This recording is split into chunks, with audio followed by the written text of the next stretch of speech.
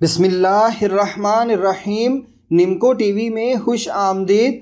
बाज़-औक़ात ऐसा होता है कि वजीफ़े के दौरान जाने अनजाने में कोई ऐसी गलती कोताही हो जाती है जिसकी वजह से वजीफ़े के उल्टे असरात आ जाते हैं, जिनसे बजाय फ़ायदे के बहुत ज़्यादा नुकसानात हो जाते हैं, जिनकी तफसील इस सीरीज़ के पहले हिस्से में बताई गई है। आप वो तफसील भी ज़रूर देखें ताकि आपको मुकम्मल मालूमात हासिल हों। सारी वीडियोस का लिंक इस वीडियो की डिस्क्रिप्शन में दे दिया गया है।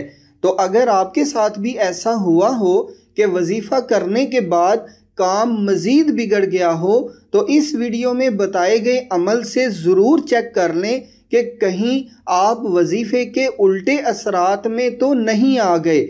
वजीफ़े के उल्टे असरात चेक करने का अमल इस तरह है कि रात सोने से पहले मंदरजा झैल पढ़ाई इस तरतीब से पढ़ें: दुरूद इब्राहिमी 3 बार, सूरत कौसर 3 बार, अपना पूरा नाम 5 बार, पूरी बिस्मिल्लाह 3 बार, बिस्मिल्लाह मुझे इल्म दिखा, नूर की जानिब राह बना 3 बार, दुरूद इब्राहिमी 3 बार। ये अमल मुसलसल 3 रातें करना है। और अगर इस दौरान आपको अजीबो गरीब ख्वाब आना शुरू हो जाएं, जहन उलझा उलझा रहने लगे, तो समझ जाएं कि यकीनन आप किसी वजीफ़े के उल्टे असरात में हैं। और अगर आप इन दिनों भी कोई वजीफ़ा कर रहे हैं तो वो किसी न किसी तरह रुक जाएगा, यानी आप कोशिश के बावजूद अमल जारी नहीं रख सकेंगे।